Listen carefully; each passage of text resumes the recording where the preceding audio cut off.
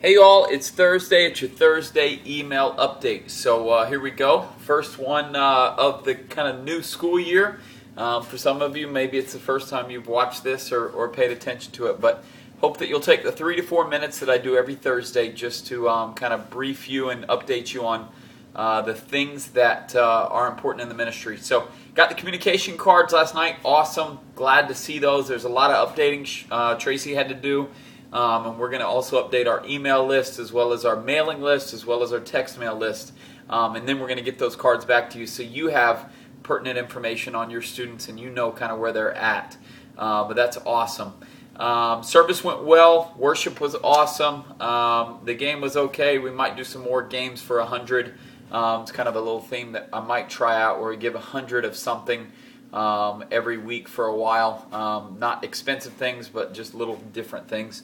I want to take a group photo next week. I keep on forgetting to do that, but when I send out my little postogram things, I'm using an old photo and it doesn't have a lot of kids in it, and so I want to get that. Don't let me forget that, as well as I want to take pictures of new kids when they come. When a new kid comes or kind of an old student, I'd like to take a photo of them with one of their friends so that when I send the postogram out, I do that. So if you want to help me with that, let me know, because otherwise I get a little bit crazy on Wednesday nights and I don't get everything covered. That is basically, I think that's the gist of it. Make sure you're doing your family devotions. Be a leader to your family before you're a leader to students. The discipleship commitments are very, very serious this year. We're taking them really serious.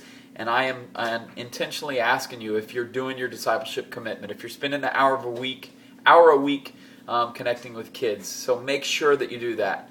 I've really enjoyed talking to a lot of you, some of you for the first time this week, and others that I'm still going to catch up here towards the end of the week. But thank you very, very much for making last night a success and for caring enough about kids to do this. I really believe God is going to bless this ministry. Let me leave you with this final thing.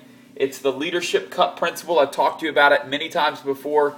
Some of you have heard it, others of you haven't. But it's important, especially with our smaller leadership team that we have, so that you realize that you've got to be able to build your leadership cup to allow your group to grow and not to overflow. So basically, here it is.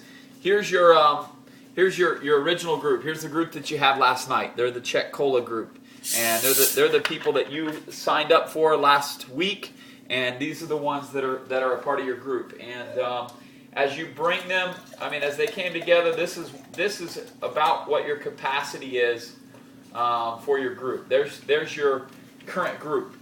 Now the problem is if you don't build your leadership group, your leadership capacity, your leadership cup, then you're going to have a problem when new blood shows up. So here's the sample of new blood. Somebody brings a friend, and they come in and they need to be checked on, and there's maybe a tragedy in their life or something like that, and you're ministering to them, and your cup is only so full, and so you're kind of reaching capacity. And then another young lady or young man brings a couple of friends, and all of a sudden it gets really full. And that is the maximum potential for your leadership cup. We do a big event and we have more friends and more students come out, and all of a sudden there is a problem, a major problem, and the leadership cup is too full and we have an overflow. And what happens is in that case, sometimes either you lose the old kids or you potentially just cannot take on the new kids if you don't build your leadership cup. What do I mean by build your leadership cup? How do you do that? You do that by investing in others, developing other leaders to help you to grow within your group. So, in other words, for our high school guys, I know that Brant has been talking about a couple of guys that he's going to be working with to help him to disciple and minister and reach out to kids. Deke is doing the same thing. Rachel already has that implemented with Ashley, and they might work on some additional people to do that. But for CC and Misty and Beth, that is something that you definitely want to consider is making sure that you're looking to somebody to be your primary student leader. She's upset. To kind of help you so that you can continue to handle the capacity that God has given you. Otherwise, you will just overflow and you'll either lose old students or you'll never be able to take on new students. Guys, thanks for all that you do. Thanks for the time, and just appreciate you being a part of this ministry and partnering with me. Pray for Dive Youth. All right, guys. Love y'all. Bye.